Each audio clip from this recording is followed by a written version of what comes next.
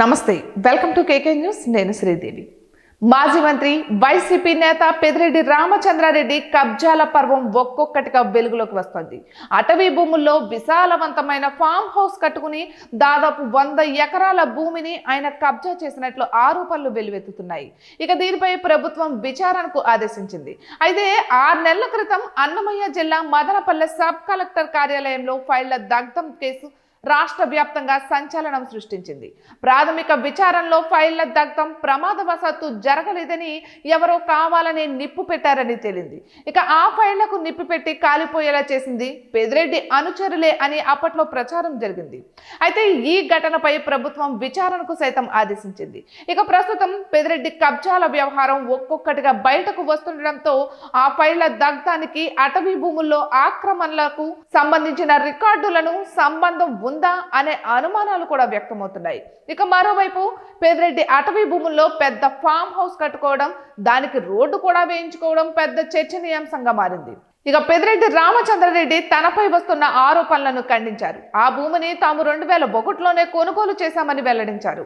ఉమ్మడి ఆంధ్రప్రదేశ్లో కిరణ్ కుమార్ రెడ్డి హయాంలో రెవెన్యూ అధికారులు ఆ భూమిని సర్వే చేశారని, దీనికి సంబంధించి గతంలో ఫారెస్ట్ గెజెట్ కూడా విడుదలైందని, ఇది పబ్లిక్ డొమైన్ లోనే ఉంటుందని ఎవరైనా చూసుకోవచ్చని చెప్పుకొచ్చారు. ఇక ఈ రోడ్డు విషయానికి వస్తే గతంలో ఇది బండ్లు పోయేందుకు వీలుగా ఉందని, అయితే దాన్ని పక్కా రోడ్డుగా మార్చేందుకు తాము దరఖాస్తు చేసుకున్నామని చెప్పుకొచ్చారు. ఇక ఆ రోడ్డు వేస్తే ఇతర రైతులకు కూడా ఉపయుక్తంగా ఉంటుందన్న ఉద్దేశంతో అటవీ శాఖ నుంచి అనుమతులను తెచ్చుకున్నామని పెద్దిరెడ్డి వివరించారు. తార్ రోడ్డు వేసుకోవచ్చని 2022లో అనుమతి వచ్చినట్లుగా వెల్లడించారు. ఇక కిరణ్ కుమార్ రెడ్డి ముఖ్యమంత్రిగా ఉన్నప్పుడు టీడీపీకి చెందిన వెంకటరమణారెడ్డి ఫిర్యాదు చేశారు. ఆ రోజు ఫారెస్ట్ రెవెన్యూ జాయింట్ సర్వే నిర్వహించి ఎలాంటి ఆక్రమణ లేదు అని తేల్చి చెప్పిందని పెద్దిరెడ్డి తెలిపారు.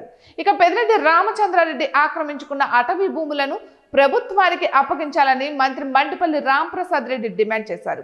గతంలో అటవీ శాఖ మంత్రిగా పనిచేసిన పెద్దిరెడ్డి వేల ఎకరాల పేద ప్రజల భూములు, అటవీ భూములు, అటవీ సంపదను దోచుకున్నారని విమర్శించారు.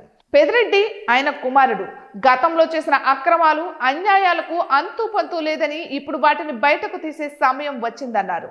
తంబెల్లపల్లె, మదనపల్లె, పొంగనూరు, తిరుపతిలో ఎక్కడ చూసినా వేలాది ఎకరాల భూమిని దొంగ రికార్డులు సృష్టించి కబ్జా చేశారని మంత్రి ఆరోపించారు. ఇక పెద్దిరెడ్డిపై వచ్చిన ఆరోపణల నేపథ్యంలో ప్రభుత్వం ప్రత్యేక దృష్టి సారించింది. అధికారుల నివేదికలో పెద్దిరెడ్డి అటవీ భూమిని కబ్జా చేశారని తేలితే ఆయన జైలుకెళ్లడం ఖాయమన్న చర్చ నడుస్తోంది. ఇటువంటి మరెన్నో వీడియోస్ కోసం కేకే న్యూస్ తెలుగు ఛానల్ని సబ్స్క్రైబ్ చేసుకోండి.